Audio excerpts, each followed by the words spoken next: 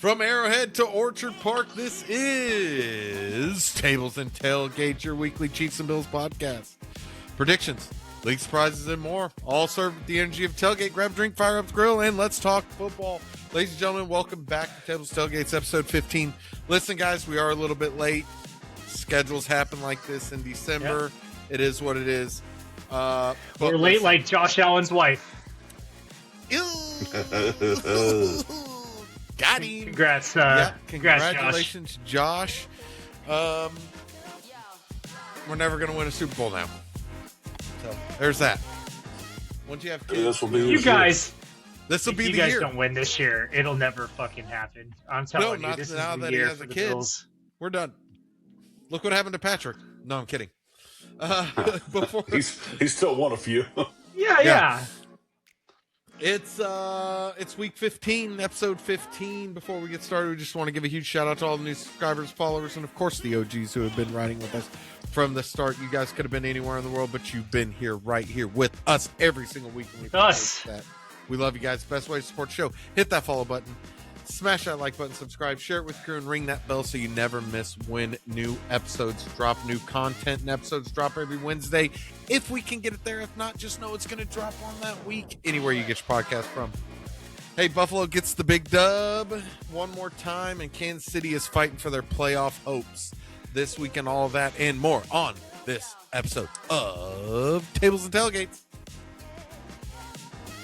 Boys, that was stressful. Yeah.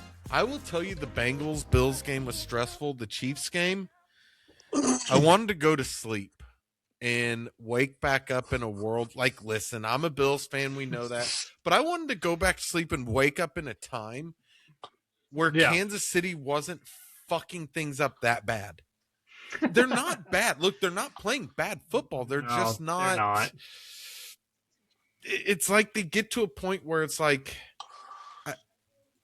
I feel like it's like the Eagles, right? They're winning or they're doing great. Everything looks good. And then all of a sudden somebody just shits the bed and people can't catch. They can't complete they just can't complete shit. That's what I feel like is happening in Kansas City.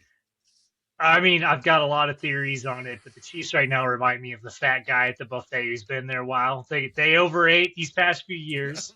And now their players don't want any food. They don't want to win. I mean, the effort is miserable, and we can dive into all of that. No, there's only one person that's hungry, and we all know who that is. True. Not and me, one person can't win again. I thought you were talking about me because I was hungry until I ate earlier. The only person that's been trying is Mahomes, but yeah. Oh, okay. Chris Jones, so he obviously, the effort hasn't been there all season, but the dude showed up in the second half. The defense. Kansas City first. Let's switch this up. Kansas City goes all right. first. Let's rip the Band-Aid off. Listen, I'm going to get this out of the way right away because I know we talked hey, Mahomes looks like he wanted to win. If you look at the box score, 14 for 33, 160 yards, 3 interceptions, you'd say Mahomes has fallen off. He's not a top 10, top 15 quarterback in the league anymore. But, dude, the effort is not there. And the reasons why the Chiefs lost this game is not from the reasons that you would traditionally think going into this game with a banged-up O-line. They did obviously, the Texans got some pressure on Mahomes, but this was a complete failure from every piece around Mahomes, for the most part. Other than I want to give Issa Poll.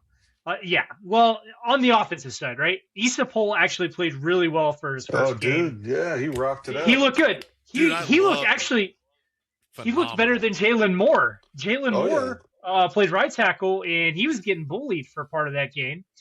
But Issa Poll, I mean, I'm kind of excited to see what we get out of him going into this game against the Chargers. Absolutely. He'll be the left tackle again for this game. I mentioned that I wouldn't watch the game if Wanya Morris was starting his left tackle, and he got hurt on the very first play. I feel terrible for him. I wish him nothing but the best. It's awful that happened. And I wish the man nothing but great health, but yeah, no. I mean, Issa Poll was one of the lone bright spots of this game. Listen, the And he's Chiefs a rookie, from right? top. Yes, yes, he is a rookie. In Dude was fact, he phenomenal. started off on the team and then he got pilfered by somebody. They let him go and we picked him back up. But Oh, I mean, it all kind of worked out for us in that regard. If you look at the box stats and see that Mahomes has just ass completion percentage, 3 interceptions. He's also the leading rusher, which is a problem. And your leading receivers only got 55 yards. From top to bottom, this was a failure of a game from the Chiefs on an offensive standpoint. The effort from the Chiefs wide receiving core is just not there right now. You've got Rashee Rice, who has, for his own mistake, missed part of the season. And his effort as the number one wide receiver just is not there. And I know I'm not the only one seeing this. Nate Taylor's mentioned it in reviewing film. Matt Verderam of Sports Illustrated mentioned it. So there are a lot of people that are like, hey, when there's man coverage, he's not running the routes as crisp and as fast as he can. I don't know if that's because he had a leg injury last year, but there's definitely some effort concerns here that, quite frankly, if you're the number one wide receiver, you need to be working to get open.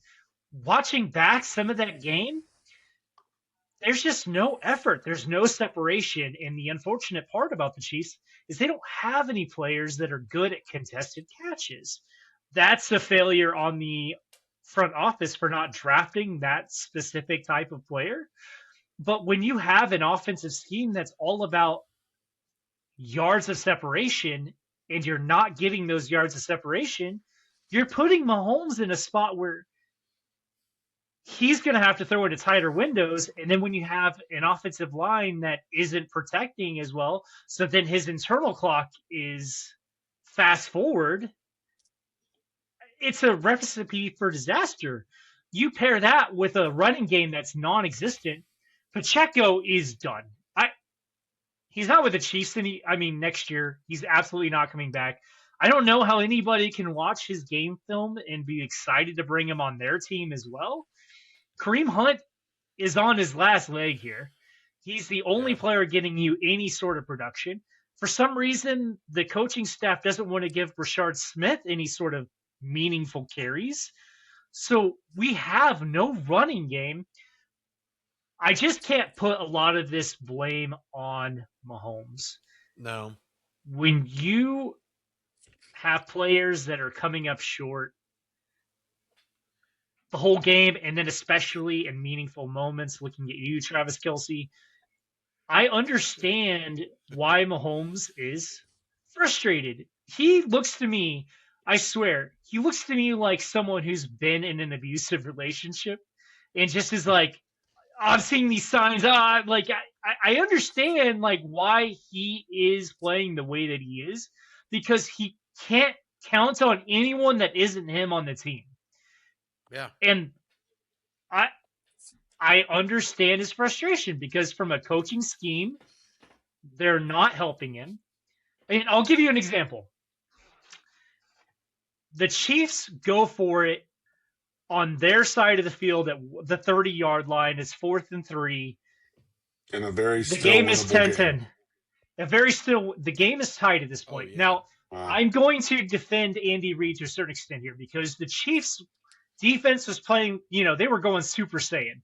And you've got to think this type of production of the defense probably isn't going to last the whole game. I need to get something going on the offense. So I'm not even going to fault Andy Reid for the decision to go for it.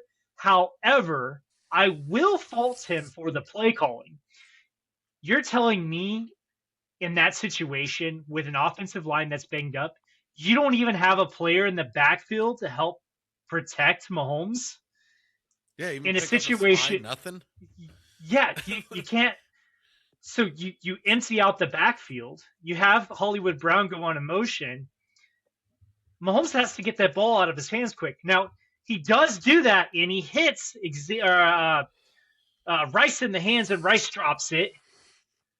So you're not setting your best player up for success. Well, So it's Nagy not had just a even said personnel issue. in an interview, Nagy even said that on that play he had nothing special drew up. He was just like, "Fuck it, let's just do this." And it's Yeah, let's like, see what we can bro, like defense was clicking and clacking, but that's because they had the momentum. And then you go for Yeah. it on a fourth and what was it, 4th and 4 or 3? Yeah. It was Fourth longer four. than a normal one, and I was Right. like the fuck, guys, like you have to be so for sure that you're gonna make that in that moment. Like you gotta be willing to bet your firstborn on it, and to draw up a Exactly. not special play, and to just yeah, it was just fucking stupid. The offense has been the play calling has been very uninspired this season. Usually when we're looking at the play calls from an Andy Reid led offense, we are seeing plays that I mean they're there's a lot of ingenuity that goes into it, but this Mm-hmm. year it's a lot of recycled plays. We're seeing the same setups, the same schemes. We're seeing trips left. We're seeing a lot of the same routes being run, and it's predictable. It's very predictable. I I don't really understand why there hasn't been any sort of change. I don't know if it's the coaching staff, and I can dive into that a little bit as well.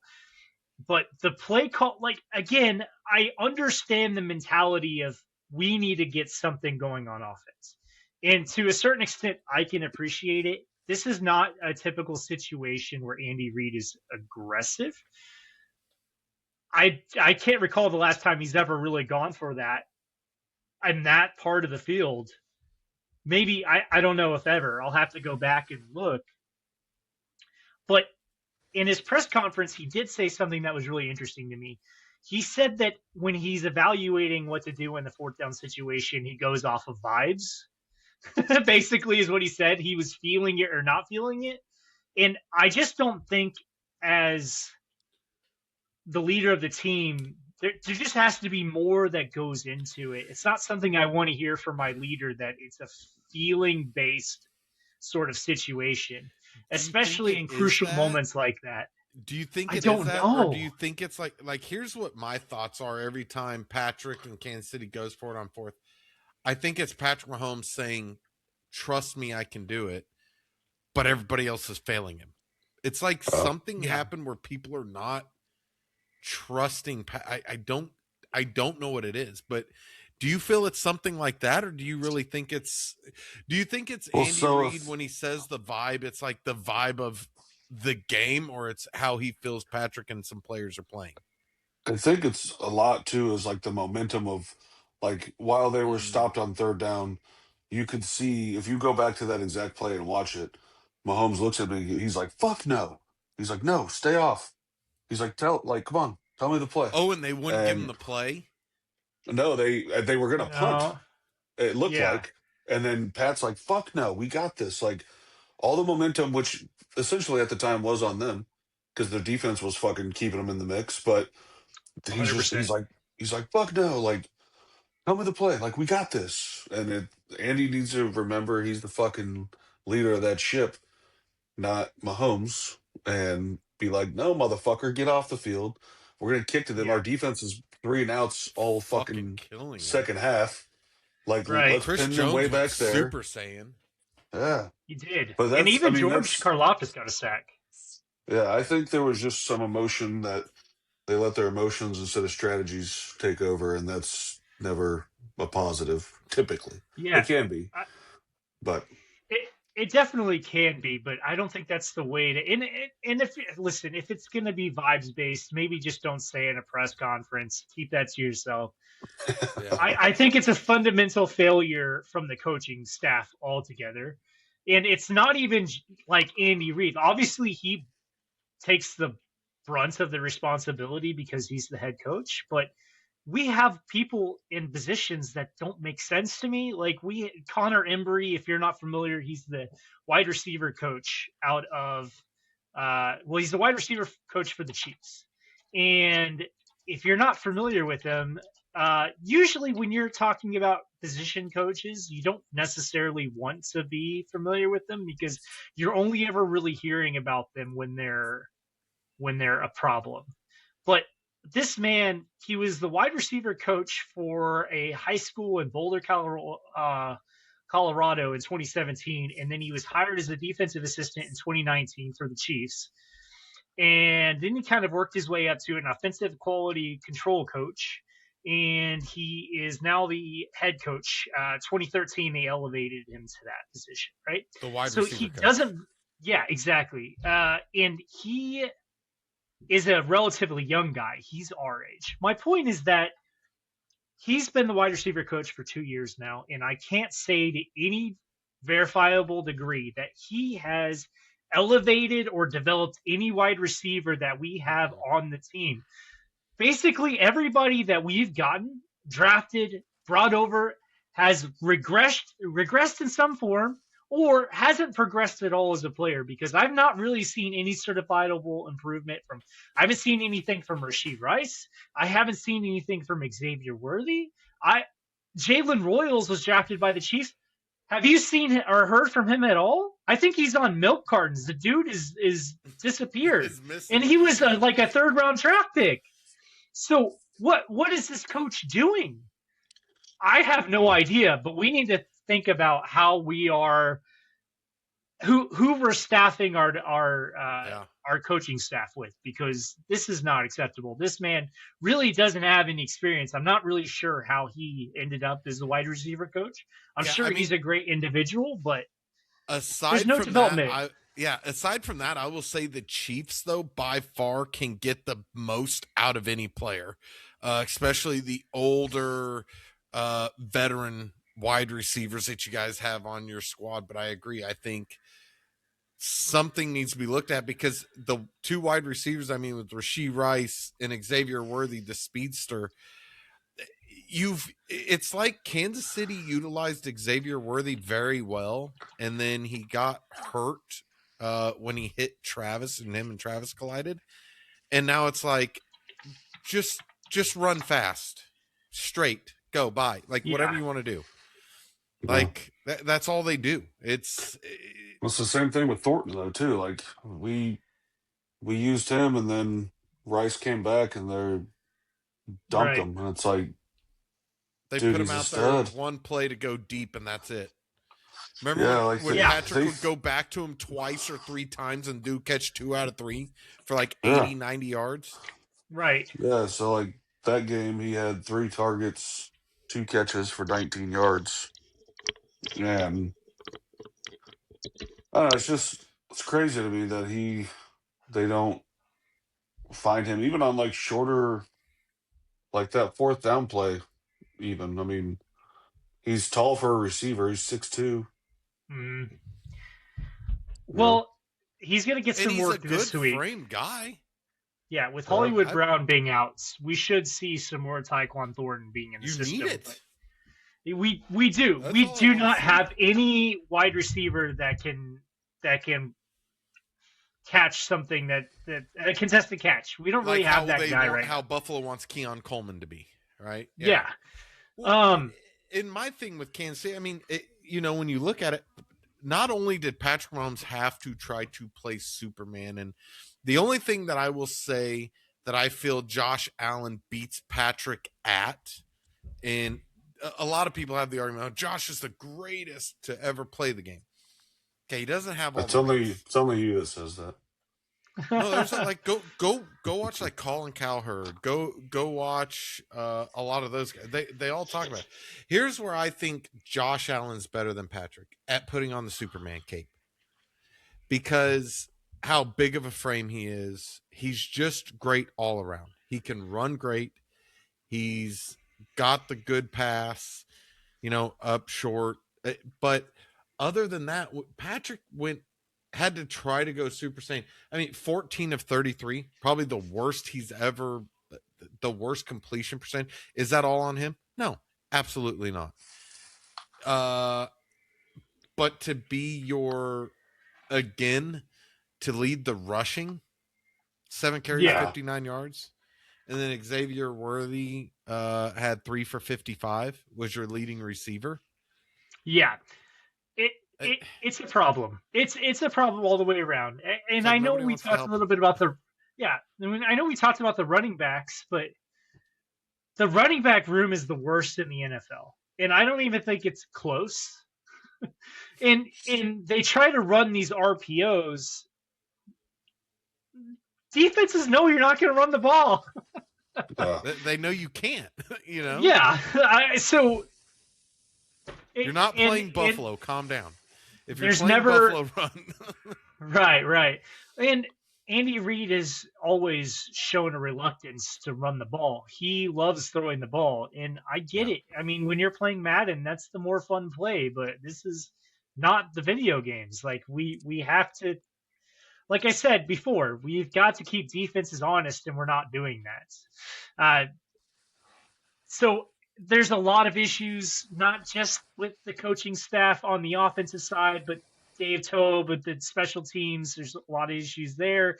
Obviously, Harrison Butker missed another field goal. I know he's the highest paid kicker, but he has the most misses in the NFL right now. And honestly, he's another player that I would have up to get off the team. I don't even care if we have to eat the dead cap next year. We can find a kicker for cheap that will do better. So that's not an issue for me at all.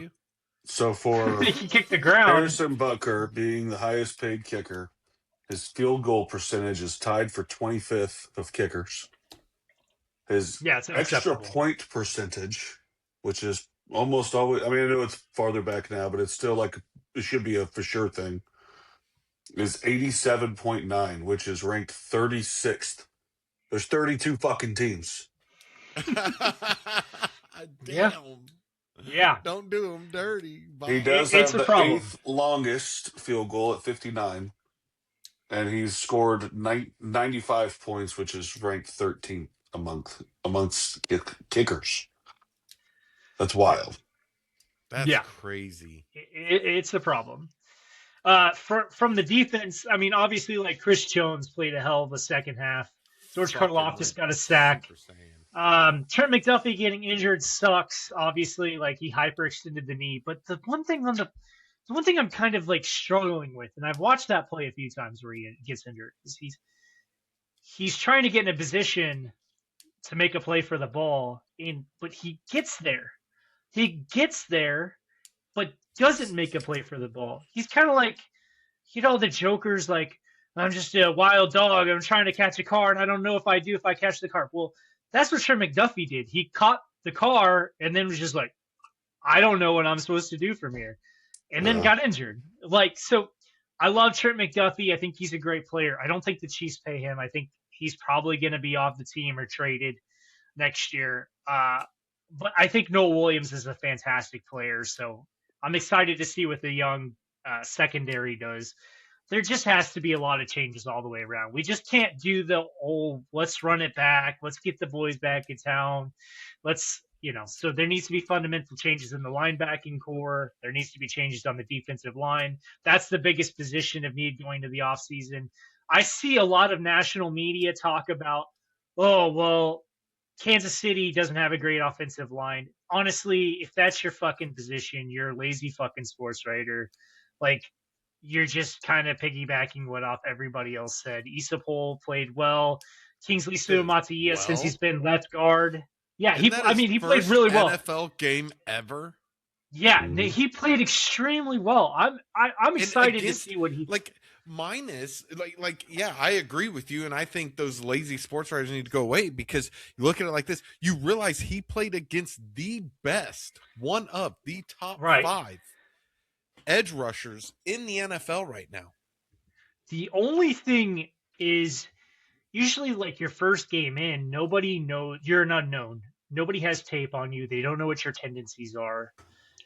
Yeah. So I'll kind of reserve how well of a player he can be after this game coming up against the Chargers, because there's going to be tape on him out there, and they're going to dissect that in the Chargers coaching meetings and with the D line. So we'll see how well he plays. We'll see what sort of weaknesses they pick up on, but overall, obviously he had a I'm phenomenal. an Pole fan, Pole or But whatever. I'm I'm a huge fan, dude. I'm gonna have to I'm a listen to huge people fan of that pronounce dude. that. That was awesome. He played watching that great. dude play. Jalen Moore did not have a great game at right tackle, but I think he'll develop. He's probably going to be the right tackle for the future. Uh, the right guard played fine. I can't even think of his name right now. And obviously Creed Humphrey's Creed Humphrey. Kingsley Suamataia, though, since they've moved him into left guard, has been phenomenal. So I felt better about the O line now, even with the injuries, than I have in recent years past. But again, the biggest issues for this team continue to be the other offensive pieces on the team, the running back room and the wide receiving core, because right now, Rashee Rice, while when he does make the plays, he's phenomenal, but there's a lack of effort, I think, on his end. And man defense should not be working as well as it is, especially on an offense that's predicated on getting yards of separation, and they're just not. So I don't know if it's a lingering health issue for both Xavier and Rashee, or if it's an effort thing. But that definitely needs to be addressed. And then obviously the elephant in the room, Travis Kelce. I mean, I don't know if he's coming back next season. When he makes plays, he's great, but there just seems to be this sort of like concentration issue on these plays. Now, obviously, on that turnover at the end of the game, could Mahomes have maybe thrown a better pass? Probably. There's some argument to be made there that he should have led Travis instead of Travis reaching back for the ball. That being said, when you have a Hall of Fame tight end and you hit the guy in his hands, the expectation should be that he catches that pass instead of popping it up. And that's been a few times this year already where those passes have led to turnovers in and out of Travis Kelce's hands. So yeah, I don't know. Noah Gray's not the answer either. So obviously tight end room is going to need some work. I will say this, though, to kind of end on the whole Chiefs side from my end. Nico Collins had 4 receptions for 121 yards. 4 massive receptions. One massive one. 53 yards. 8 targets. And was that the play that Trent McDuffie got injured on? I can't recall. I'm not sure. I think it was, yeah. It's wild.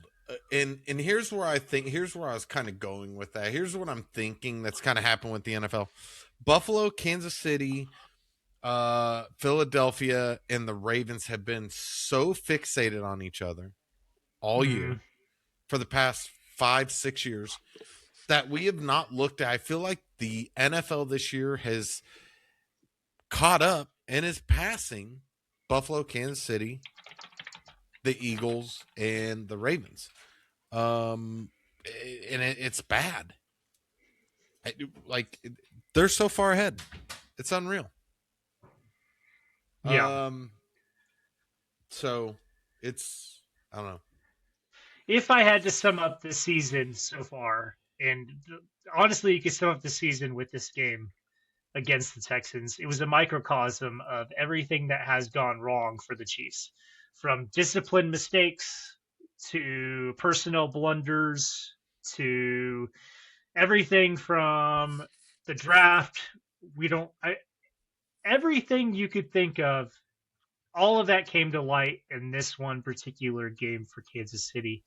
And there needs to be changes made in the offseason, regardless of if the Chiefs make the playoffs, win the Super Bowl, or miss out completely. There has to be changes, and it has to start from positions of power. There needs to be changes with the offensive coordinator, the special teams coordinator, and as we mentioned, position coaches. And it's going to be a really interesting offseason for Kansas City, but every single issue we've pointed out, and it's not just been this season. The Chiefs have had these issues last season as well, but they were just able to overcome these problems. This is a season where everything is brought to light, and my hope is that the Chiefs are really starting to take a look inward and address these issues. That's what I got. Yeah, it's rough. It's been looking at how our teams were last year at this time to now is just it's done a 180. I mean, Buffalo is we're 10-4 now, or 9-4. No, 10-4. Yeah. Sorry, No, you're week 9-4. 9-4. 9-4. Sorry. Yeah. Because we're going on week 15. Yeah. It's wild. So Buffalo and the Cincinnati Bengals was a heater of a fucking game. It was. Cincinnati was just setting its will in the first half like they normally do. And it's kind of like Buffalo turned out to be Kansas City this year of we're going to show up in the second half. First Dude, half, so I we're was just looking at not going to do this, anything. and Buffalo, with 6 minutes and 9 seconds left, which is right before that pick six happened. So it's 6 minutes CB. and 9 seconds left in the fourth quarter. The Bengals had an 80% chance to win. And then in one play, it went to, where's it at? And one play went to 78% Buffalo, 22% Cincinnati. And then a pick right after that again. Yeah, Back it to was all back bad. plays, I mean, you picks. guys scored 21 in the fourth quarter, and it was. Yeah. And look, the first half wasn't the greatest half. I mean, Buffalo still did put up 11 points in the first half. Not bad, not the worst. I don't know. The Bengals are not a good defense.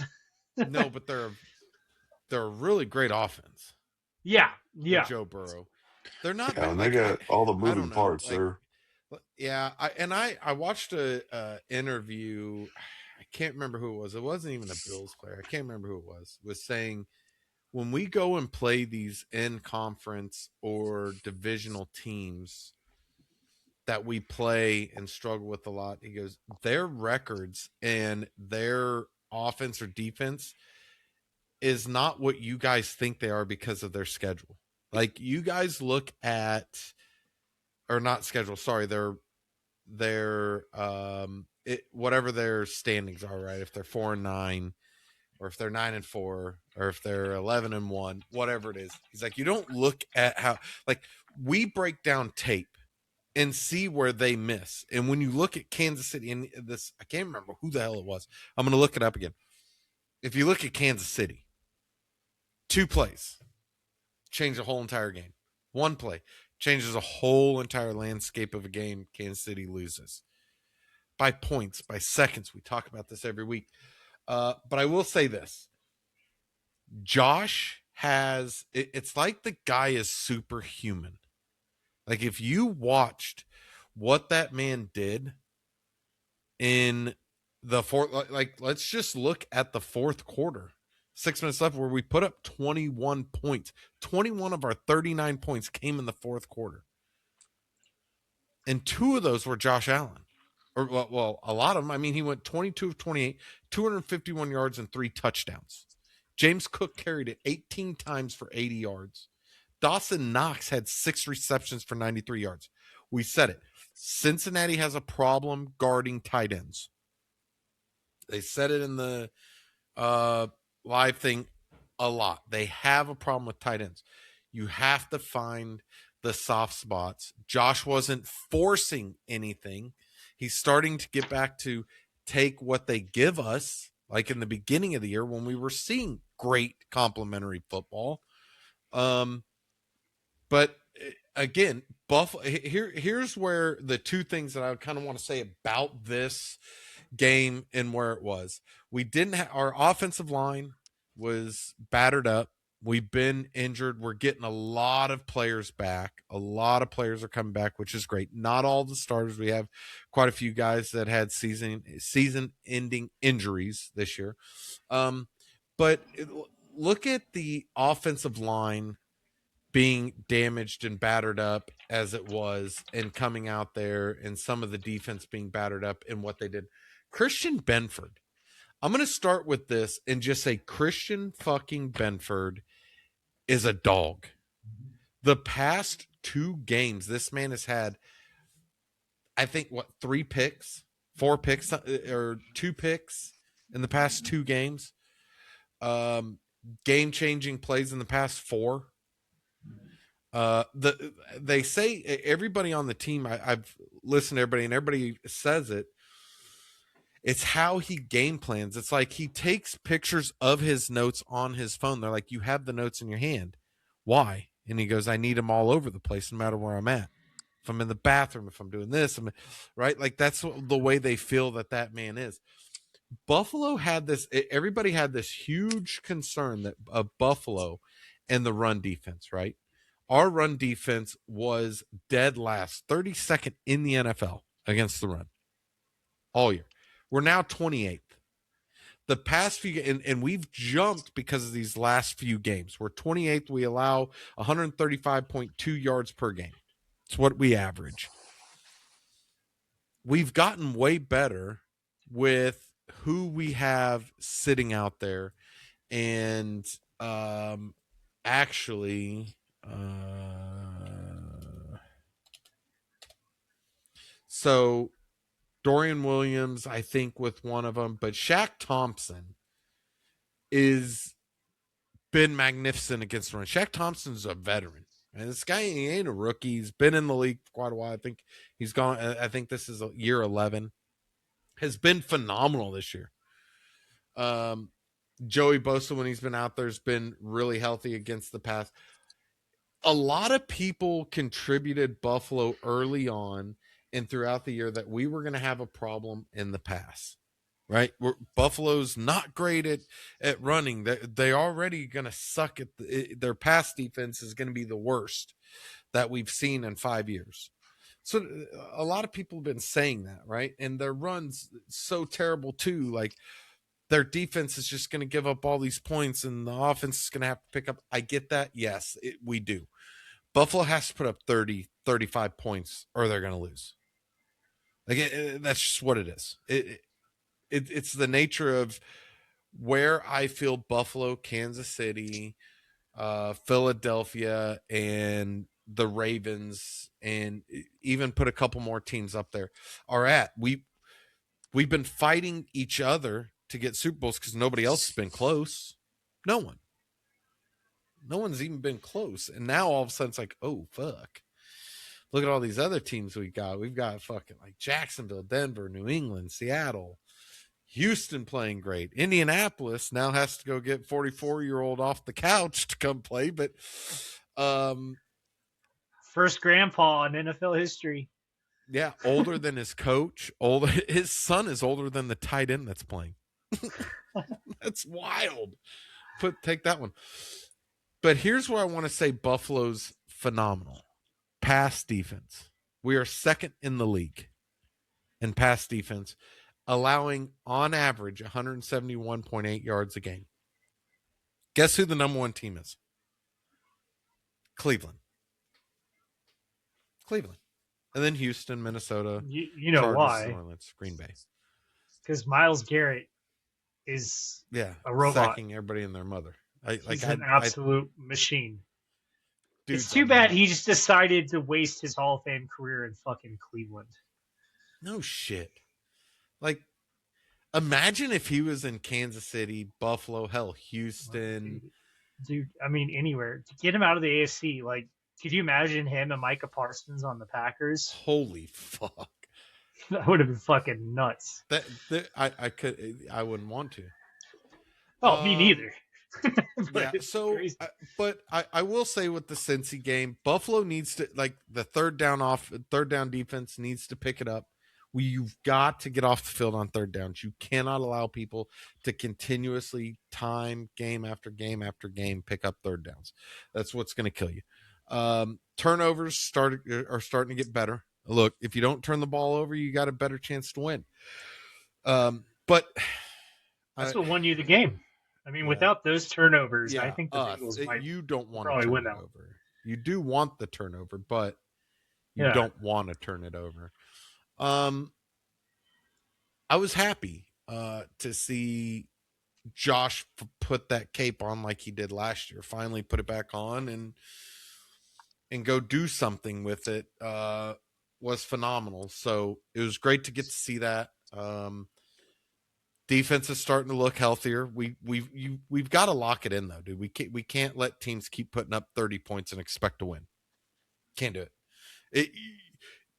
The percentage chance of Buffalo winning that game, if that game was played 100 times, is probably like 2 out of 100 in my eyes. In my opinion, 2 times out of 100, you're going to win that. Is Joe Burrow probably one of the, I say Joe Burrow's probably a top 5, top 8 in the NFL if the dude can stay healthy. Yeah. Is he going to throw 2 back-to-back play picks? No. No, that's like what I think what Kansas City did was pick up the Kansas City used all of their favors over the past 8 years. What's Patrick and Josh been in 8 now? Is this 9? You're 8 or 9? This is for what, years in the NFL? Yeah, This is This is year 7 8 I think. 7 or 8. No. like that. I Well, think we're up there. for Well, they're Mahomes, this is drafted year in 2018 was Josh, True. and then Mahomes I think was 2017, wasn't it? 2017. Yeah. Yeah. Yeah. So this is year 8 for Mahomes. It's rough. It's scary. But I've been watching a lot of people and after how Josh was playing, how the AFC's starting to shake. If Buffalo goes in and handles the Patriots the way Josh was playing, the way they have been, I see Buffalo as the going to this. I truly, and of course, take the biasness out of it. Me being a Bills fan, I don't see anybody. If Kansas City's not in it, if the Ravens aren't in there, and the Cincinnati Bengals aren't in the playoffs, those 3 teams are not in the playoffs, but Buffalo is, and Buffalo doesn't make it to the Super Bowl, wipe the team. You're playing against a young player. Name any other player other than Aaron Rodgers and the Steelers that have been to a playoff game in the AFC, other than the teams that I said are not in. Nobody. Well, Yeah. okay, Phillip Rivers now maybe if they make it, if he's still there, but they don't have proven track records. So Buffalo, you're getting the keys to the Super Bowl. The more the Chiefs lose and it's harder for them to get in, the more the Ravens look like shit and they can't get in. The Bengals are pretty much fucking done. They're probably not going to get in. They're eliminated. Yeah. You have the keys to the fucking Super Bowl for the AFC. Patrick handed you a Super Bowl. Oh, come on. I won't say Patrick did. No, I got you. Patrick, nobody's helping Patrick, so Patrick's like, you know what, guys? Fuck you. You know what? I'm done. Here, Josh, go get you a fucking Super Bowl. Let these guys figure it the fuck out. Well, I will tell you, and I agree, like, I think if this isn't the year, then when, right? Like, this is probably the best time the Bills have. This is the widest the door is going to be open. And I don't know if you listened to the Bengals press conference the other day with Joe Burrow. Joe Burrow? Oh, that's not good. It's Andrew Luck 2.0. I mean, the man sounds like he's done. He's close to it. And even the day after, they interviewed Jamar Chase, and Jamar Chase thought it was AI. He didn't even know it was actually Joe Burrow saying those words. So there's a real big disconnect in the Bengals locker room. So you may not have to worry about Joe Burrow on the Bengals for much longer. If that means he gets traded or he retires, I don't know. I will say, though, if the Bills do not win the Super Bowl, if they make it to the AFC Championship or however far they make it, and you guys don't win, I think you've got a clean house. I think McDermott's got to be the first one out the door. Yeah. No, I agree. I agree, but here's the problem. I don't see that happening because the Pagulas love them. And I feel like the Pagulas aren't like the Hunt family. They're more in it for money, not trophies. That's my personal opinion. Uh, I've heard they're phenomenal people. Um, our father-in-law, Jimmy's stepdad, has done business with them, and they're business people. He's told me they're great people. They're not terrible humans, but they're about business. It's not great. We get a trophy. We get a trophy. They're worried about is filling stands. In my opinion, right? From what I've heard. Now, I'm not. That's not me saying that anybody I've talked to says it's came right out of their horse's mouth saying all we care about is filling stands. That's my personal opinion. Do I see them if Buffalo doesn't make the Super Bowl? Do they get rid of any of the coaches? No. Sean McDermott's fine. The GM's fine. OCDC are going to go. We're going to have a flip OCDC keep coming in and out and ruin any chances of Josh Allen getting a Super Bowl. That's what we're going to have. Who do you bring in as a coach if you get rid of those two?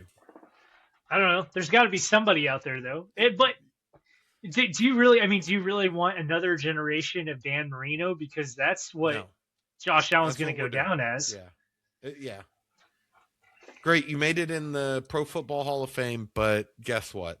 You're still. Yeah. I can't do it. No. You're- I truly cannot. Anyways, let's get on to the biggest game. This is a hat and t-shirt game for the Patriots. Buffalo is traveling over to New England, not actual New England, Foxborough, to go over there and play the New England Patriots at noon on Sunday, where this is going to be a hat and t-shirt contest for the New England Patriots. If the Patriots are able to hold off Buffalo, they will retain the AFC East, and they will win the division. This is a huge game. A lot of players, and so a lot of media have been doing a lot of chatting with the players over this week, and a lot of the players have been asked this same question.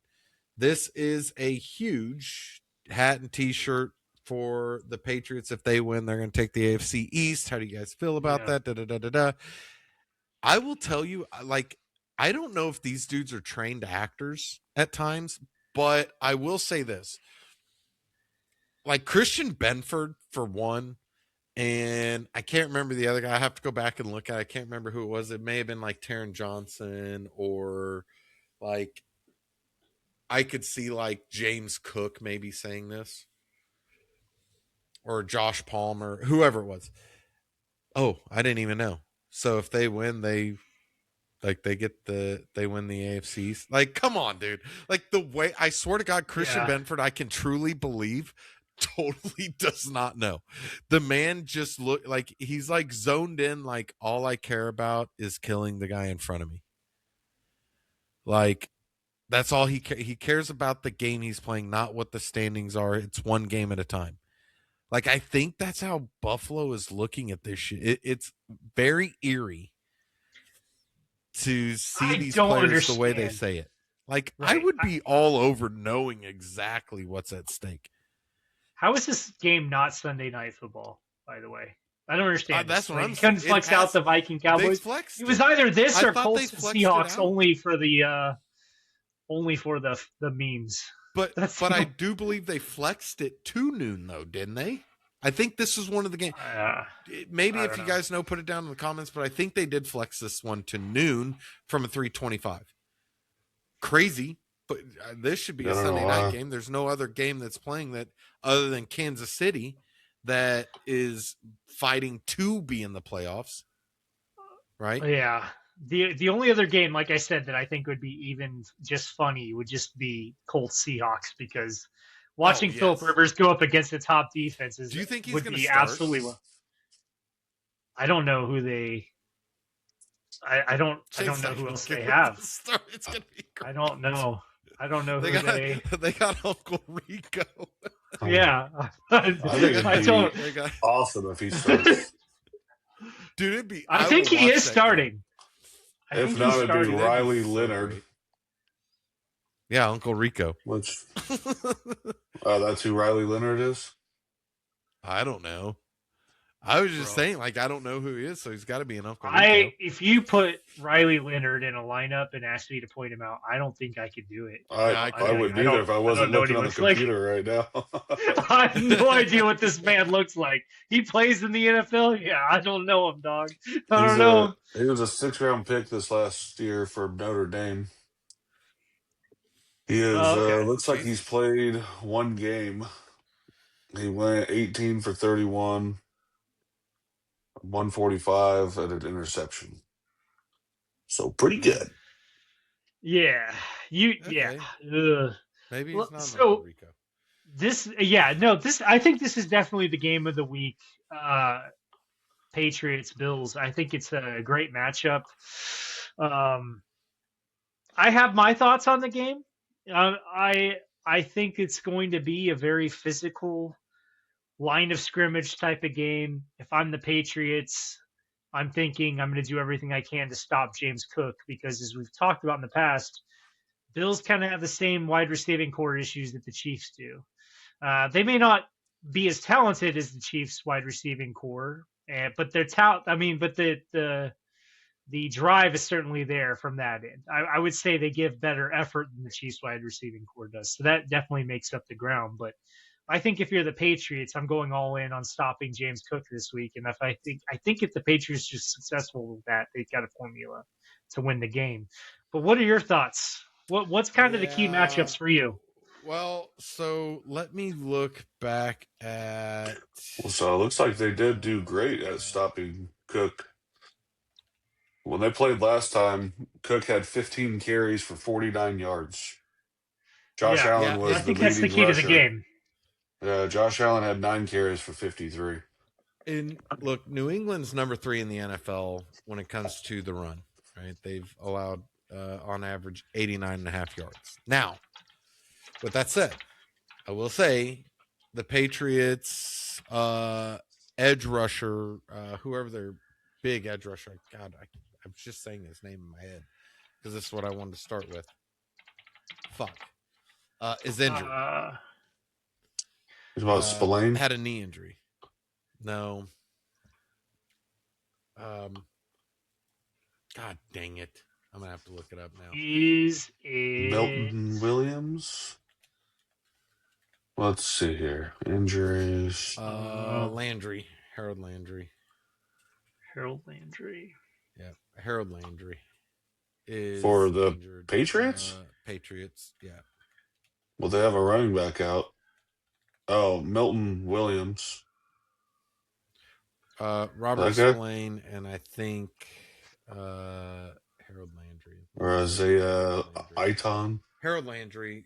He was okay. So Harold Landry is who I was talking about. Is a linebacker, but they've played him in as edge rusher.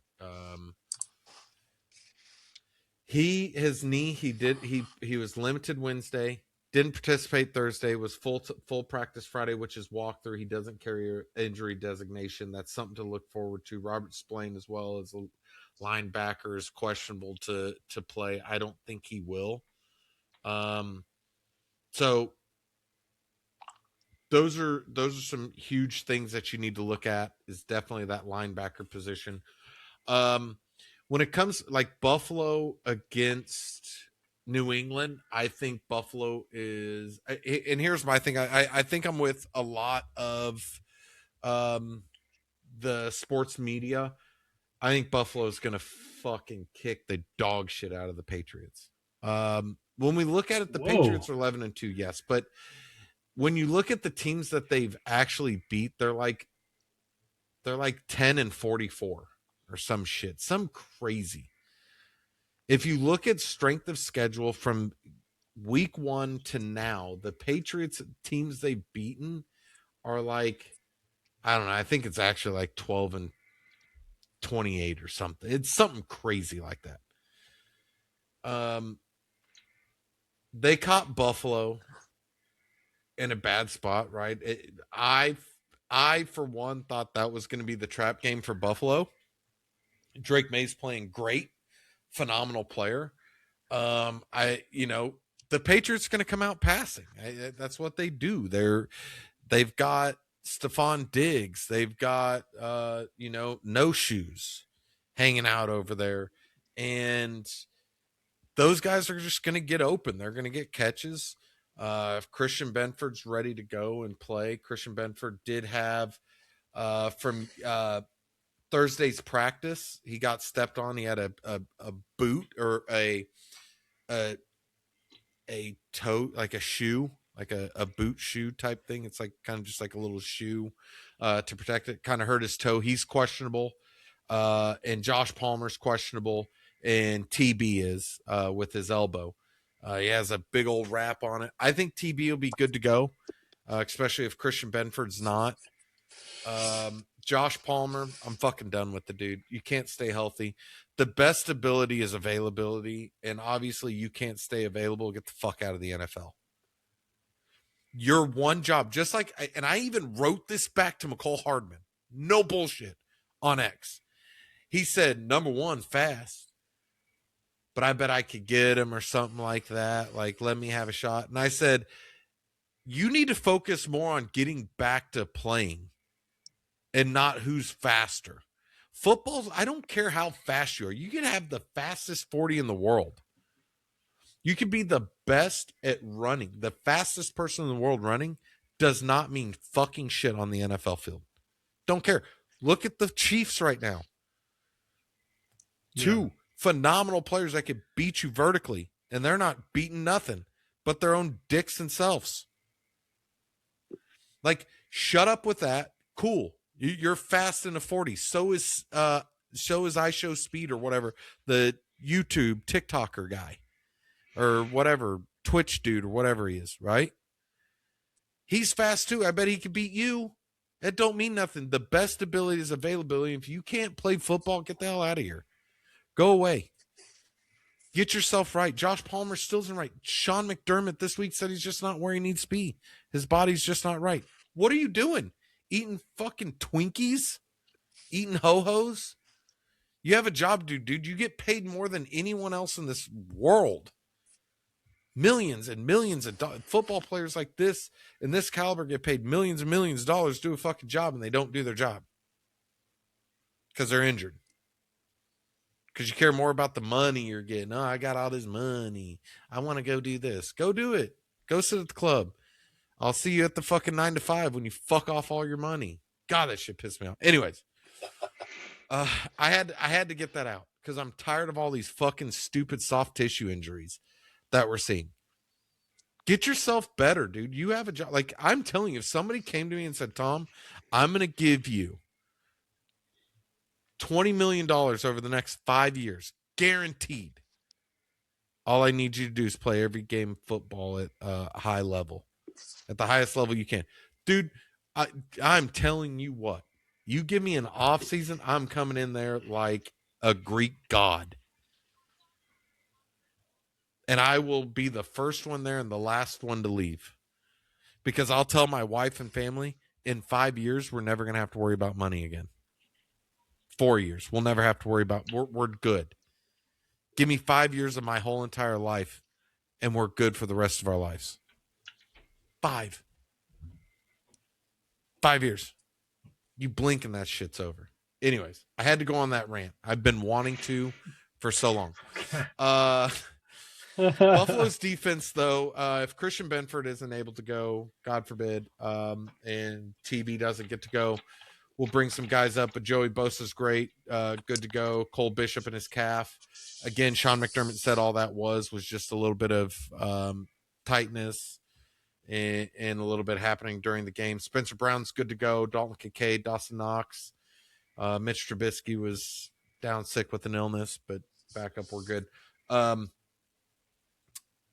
Buffalo's defense needs to stop New England from running and get them off the field in third downs. Put them behind the sticks. Get them off schedule fast. I say this every week. You have to get them off schedule, or you're going to do the same thing every week. Just like we see, you're going to give up these third downs. They're going to stay on the field. They're going to beat your defense down, and Josh is going to have to put the cape on. I want to see one time, Buffalo, please, I want to see 60 minutes of just really great football. Complimentary. Quit shooting yourself in the foot. Play good, hard-nosed football. I know you guys are getting tired. It's week 15. I could only imagine doing it. I talk all this shit about, oh, I could do it. But you know what? Just play good, sound football for each other. A lot of the Bills players were saying this, play like Josh. Then do it. I don't think you can. Dude's fucking superhuman. I mean, it's phenomenal that Josh will put that team on his back and go Super Saiyan and do what he does. But we definitely need to watch that run, the New England run, especially stopping. Because I will say this, Drake May is phenomenal at getting that ball downfield, stretching the field. That dude, 20 yards plus, is like a sniper. He's going to catch you every time. I really feel it's been great to see Mad Max getting the reps he's got. I think Max Harrison is going to be able to shut down a lot of that. Trey White's been coming around a little bit. I know I talk a lot of bad on Trey White. Get out of here. You know, you're washed up, this and that. But have faith, boys. Buffalo's going to get it done. They're not going to have their hat and shirt ceremony on Buffalo's dime this week. I just don't think New England's. This question was asked from Nick Wright to the guys on First Things First. Do you think Drake May is a better quarterback than Josh Allen? And one of them, which you guys may all know, is a huge Drake May guy, Doorstep of Destiny, said, yeah, I think he is. I believe he is. He's better than Josh. No fucking shot, dude. This year he's been playing better, maybe.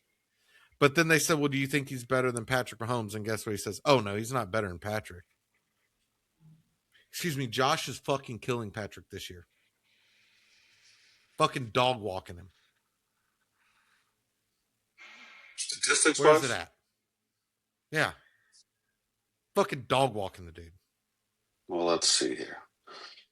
Mahomes is the Okay. third. Why are we? ranked- No, this is gonna. But Let's not get Josh into this. Allen You're right. breaks Josh Allen records. is having. Yes, you're right. It's not every game has been this way, right? Like not every Right. game is just like Patrick. Dude, I'm telling you, Patrick's getting fucked because of He's his having a good year. I will 100% agree that he's having a good year. Um, It just brings me back to, if we're going to do this, it just makes me think of how we talked about Peyton Manning and Tom Brady at the same time. Yeah. Peyton Manning's having an amazing regular season, but who's typically in at the end of the season? playoffs. Yeah. Yeah, so I don't know. Yes, like this is a bad year for Mahomes. Again, I know I've defended him earlier. I don't I don't know if digress. it's all just Patrick, though. I don't think it's just Patrick's having a bad year. I think it's accumulating, and now Patrick is in a spot where he's not normally supposed to be at. He doesn't feel like he needs to be there. But to end the whole thing, and we'll kind of get over on the Chiefs with the Patriots. Well, I want to hear some score predictions. I want you to wrap up. Let's go through some score predictions. Yeah, we'll do that. My final thoughts on it, though, again, we just got to get them off schedule. Play good complementary football. Don't get ourselves behind the sticks. Buffalo's going to win this pretty easy. I personally think it's going to be 30-21 Buffalo. I think Buffalo's going to put up 30. I think we're going to get them shut down, so I'm going to go 30-21 Buffalo. What do you guys got? Jimmy, you go first. I'll let you go first. Okay. I've got this game going 24-21 Patriots. I think the Patriots have the better coach.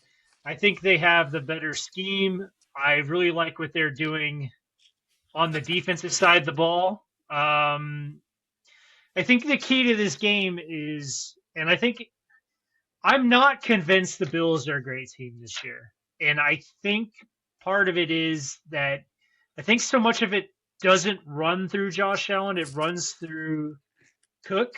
And I think if you have the formula to stop Cook, then I think you've got a really good case in beating the Bills. I think you have to stop Cook and Josh. If you stop them two, then yes. Well, okay. I think if you stop Cook, you can stop Josh.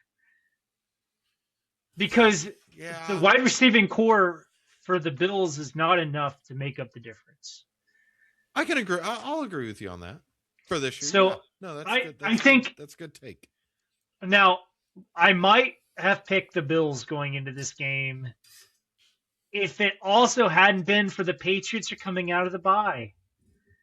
They've had 2 weeks to prep for this game. And I really like what Mike Vrabel is doing. And I think he's going to win Coach of the Year. I think there's a lot of... he should already win it.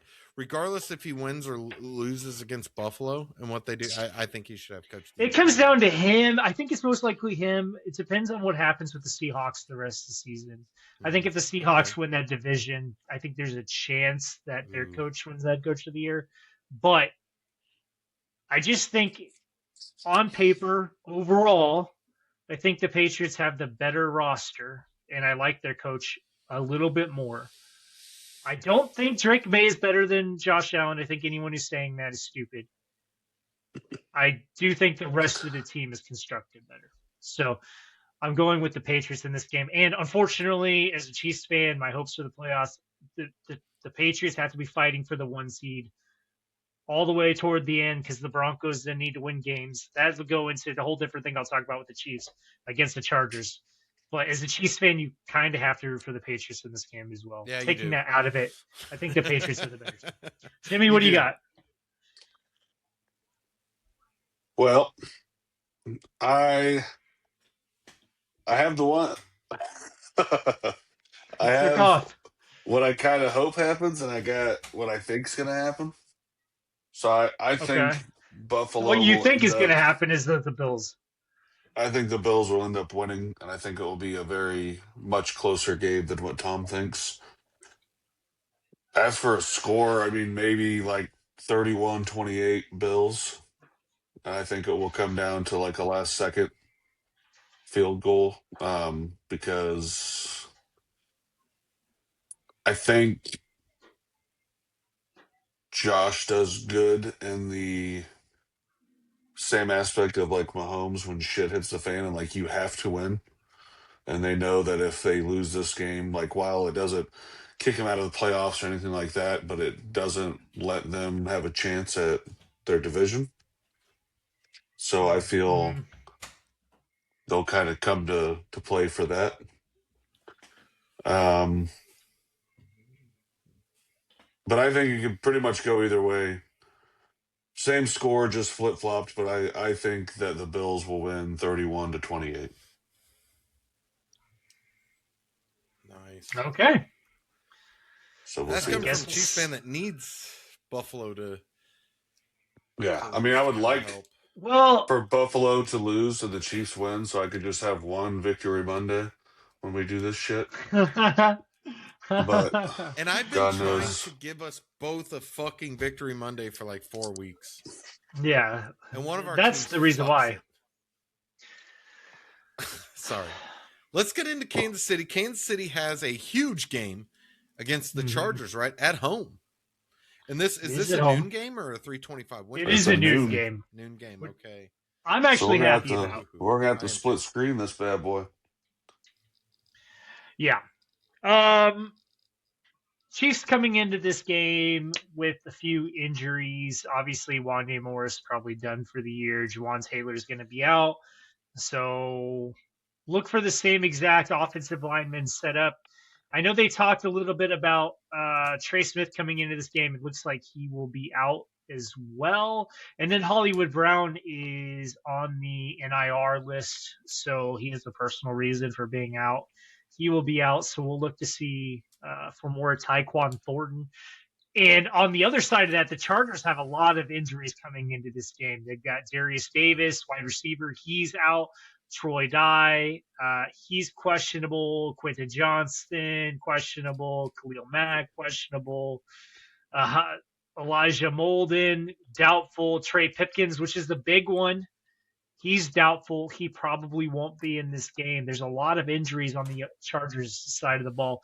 Listen, this is going to be a close game, and I think the Chiefs will really need to just run the dog shit out of Kareem Hunt.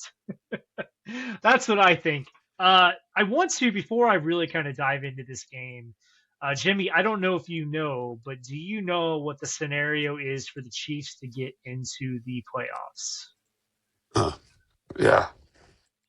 I don't remember it all at the top of my So, head, but I remember they pretty much have to win out.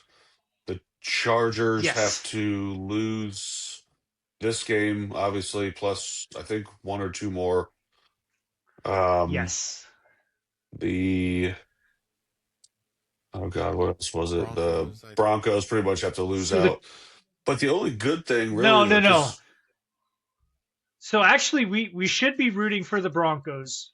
Weirdly no, enough, the right? Colts need The to lose Colts one need more. to lose 2 of their next 4. So the That's right. the oh, Chiefs that's need to right. win out. The Chargers need to either drop their game against the Texans or the Cowboys, which is very conceivable given how many injuries the Chargers have right now. Yeah.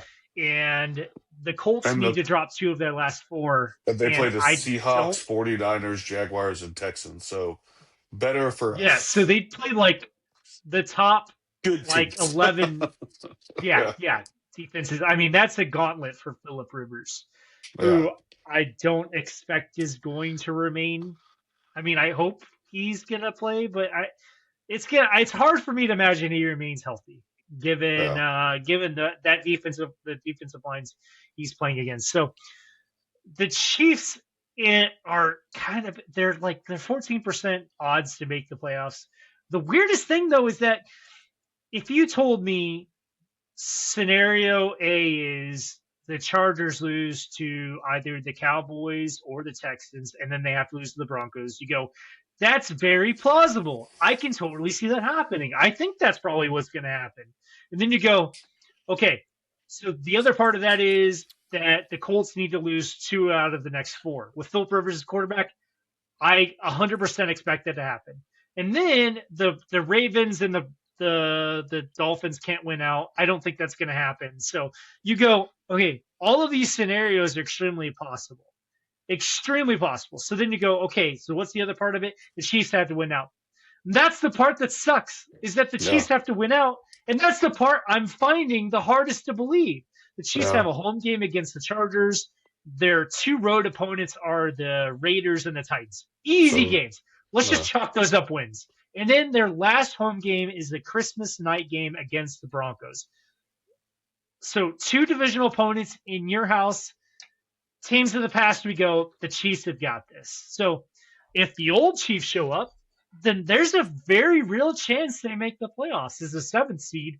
And then who knows, right? Once you cash your ticket into the dance, who knows what happens from there.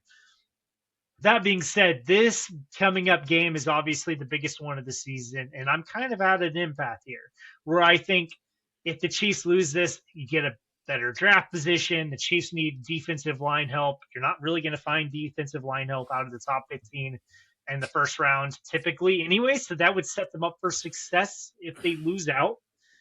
Or, I mean, but part of me is like, I don't want to waste a single year of Patrick Mahomes. I just don't. I want him to be the GOAT. So it's just a very weird position to be as a Chiefs fan right now. But think about it. He's on the same trajectory as Tom Brady. Like, if you listen to Nick right now, he was saying Brady, like, it's like Kansas City is following identical to how Tom Brady and the Patriots did. Exactly. Do I think it's going to be 3 years before they win another playoff game? Absolutely fucking not. No. And it was like 10 years between Super Bowl wins for Tom Brady. And people tend to forget about that. Wild. Yeah. You've got idiots in Boston going, well, that was really just one big dynasty. No, the fuck it wasn't. Stop it. Yeah. And dynasties can't last forever. So they went and won, what, 3 of them, 3 or 4, like Patrick did. and then they had a 3-year hiatus, and then they came back, had a couple mediocre years, and then they came back, and then they went on that run again.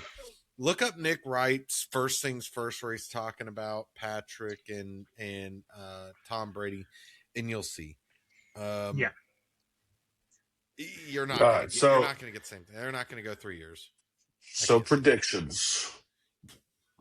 Okay. Yeah, let's just What's your- because this has been a long episode. I'm so torn. I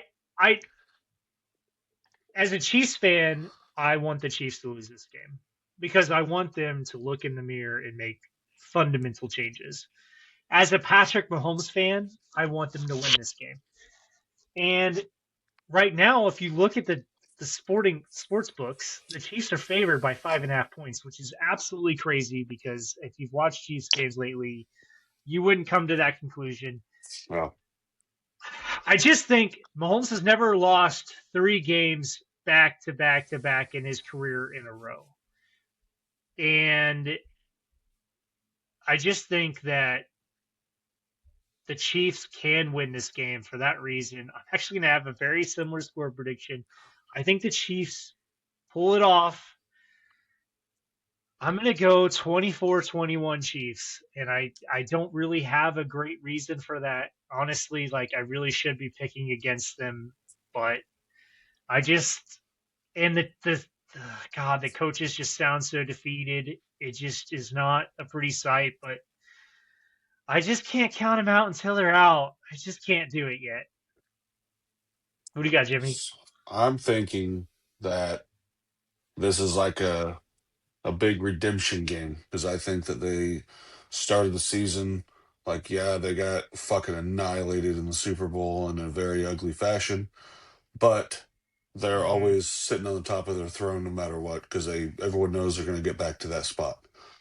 So I think when they went to Brazil or wherever the fuck they played, I think it was Brazil. Yeah, it was. And Yeah, and played the Chargers. They were going into that game thinking like, we already got this dub. We don't lose to our division guys. Like Mahomes doesn't even know what that is. You know, I don't even think he knows that they've won the division every year he's been here. I think he just thinks it's a given. probably. So I think it's kind of a redemption game, plus with all the injuries. And if our defense wants to play the way that they played this last game, when I will say, like, on offense, it only looked like Mahomes was stepping up and playing with some fucking fuel under his ass. But that defense was fucking killer. And I think if they could do that against the Chargers, who's in my opinion, well, probably about the same-ish style team on offense, like same ranking style. Yeah, But with all the injuries to the offensive line, I think that we fucked them up pretty good. So I'm thinking 35-20 Chiefs. Oh shit! If the Chiefs put And 35 on the Chargers, this is going to be a wild episode next week. well, Absolutely wild. I feel like maybe Jimmy, you they better went through come the in year- shirtless. No shit. You better come in shirtless. Yes, overalls, do it. shirtless, and sunglasses. Do it. There But we go. I'm hoping that they had Our female good- audience is going to go way up. I doubt it. But I think, or I hope that after that last game, they might have sat down with everyone and been like, "You motherfuckers, like that was do or die time. This is actually do or die time, and you guys fucking lose. Like we're gonna send you guys to like Topeka on a vacation or some shit. Like Oh, figure it the fuck out and let's roll." So my vote is 35-20. Hoping and praying, but we'll see what happens. Tom? All right. Yeah. So You know Tom is here- picking the Chargers. Oh fuck yeah, he is. Listen, look. Yeah. I've picked Kansas City most of the year. Well, at least you didn't lie like picked last week. Houston last week 24-17, and they and I was real close to the points. I'm gonna go that I've almost want to go 24-21, but I think I'm going to go 24-17. Here's my thought. Now, hear me out on this thought process real fast. Dumb. If the Chargers can come in and start putting up points and demoralize Kansas City, they're done. I don't think there's enough players that really feel like they have the drive to care this year, like Patrick. I just haven't seen that spark of Patrick on the sideline. Like, guys, shut the fuck up. We're going to win. And then they just go out and win. Like, they're down 21 points with 30 seconds left and somehow magically fucking win the game. I haven't seen that this year. Granted, it's a lot more time. I feel like the Chargers have something to prove. And I feel like they're just going to stay on the horse that they're on. I think this is Kansas City's reflection year, where they reflect, and next year they come out and we're having a totally different, like, who's going to beat them and who can beat Kansas City next year. That's what we're going to, that's what my feelings are for this. So I'm going to go same as I went last week, 24-17. I think the Chargers win it. I think Kansas City takes a real deep look this year. And it's who's going to beat Kansas City next year. Like, who is going to beat us? Yeah. But it's hard. It's like, but then I want to go 24-21 Kansas City, because like if the Chargers can't come out and do that, and that defense shows up like they did in the second half, like with like how Chris Jones, like, dude, if they come and play like that, nobody's beating Kansas City. If the offense just doesn't shoot themselves in the foot, nobody. Yeah, but we'll see. I'll stick with it. 24-17 Chargers. And the only reason I say that is because I will be terrified if Kansas City makes it to the playoffs. Everybody should. Just do Probably. not. I do not want them there. Period. Nobody wants them there. And that should be, you guys should be feeling phenomenal when people say that, because it's like, yeah, because when we get there, we're going to the big dance, bitch.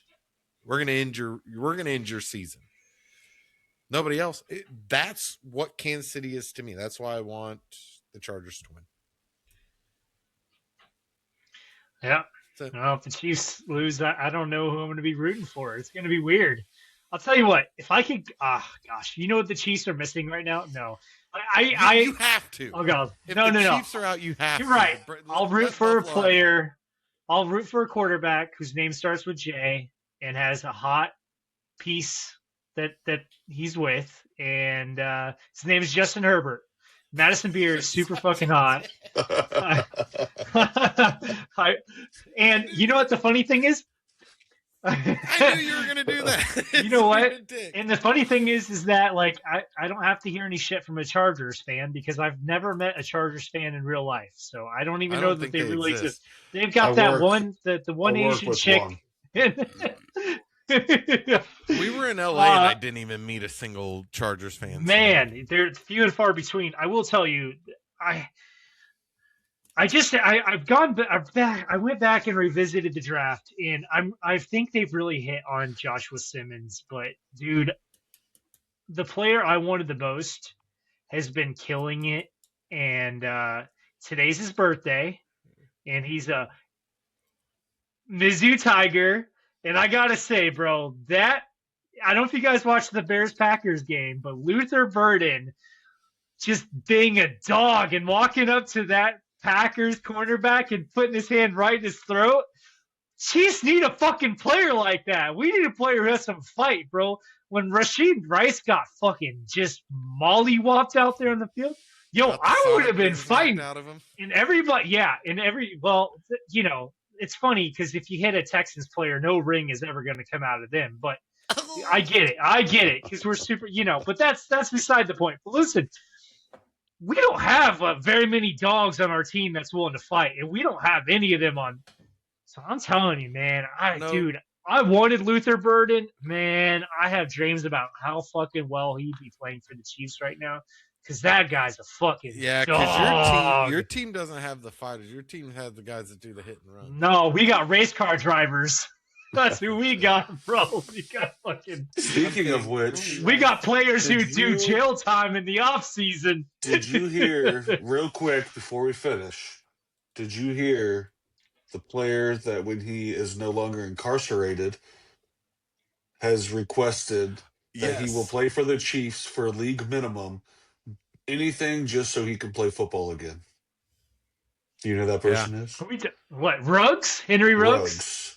Yeah. Yes, he is. Bro, I heard he eligible just for got moved parole. to medium security. No, he got Yeah. moved to a high security. No, he was in low security. He got moved up because he ain't getting released in 2026. I don't want his Well, ass. We already got. Well, if We he don't need does, him then and Rice racing down the streets. Someone said him and Rashid could race the pink slips and see what happens. Oh my god, bro, that's the last thing we need. Yeah. That's exactly what you guys need. Anyways, guys, thank you guys for sticking around with us. Huge shout out again to all of our new subscribers and followers, and of course the OGs who have been riding with us from the start, and everybody that's sitting here watching this. Thank you guys for watching another episode of Tables and Tailgates. You could have been anywhere else, but you're here with us. We greatly appreciate you guys for that, and we love you guys. The best way to support the show, like always, hit that follow button, smash that like button, subscribe, share it with crew, and ring that bell so you never miss when new content drops. New episodes drop every Wednesday if we can get it. Again, guys, we're around the time we all have full-time jobs. You could tell Big Jim right now is getting in the work. Yeah, he is. It's wherever you guys get your podcast, go out there and look for it. It's going to be there. We'll see you guys back here for episode 16, which is going to be coming pretty soon. But that's going to do it for us. And as always, from Arrowhead to Orchard Park, thanks for joining us on Tables and Tailgates. Till next week, keep smashing tables, keep tailgating, and keep loving football. Next episode, Jimmy's nips out.